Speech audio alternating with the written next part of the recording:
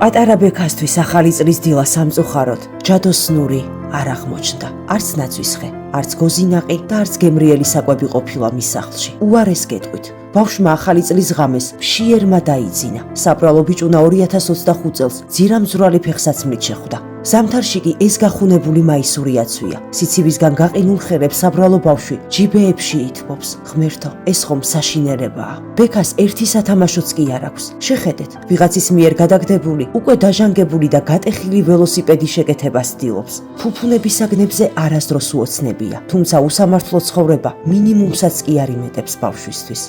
მე ვოცნებობ, რომ კონდეს ელექტროსამოკატკი. მე მინდა ქურთუკი ძალიან თბილი, ბათიკები მინდა შავი და თბილი, წვილი და წვილი მაგდა ახალი მინდა.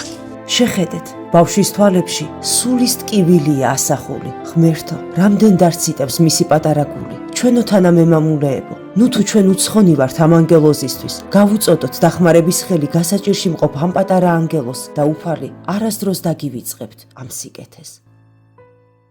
გადარიცხეთ ნებისმიერი თანხა ჩერნოვეცკის ფონდის ოფიციალური საიტის მეშვეობით.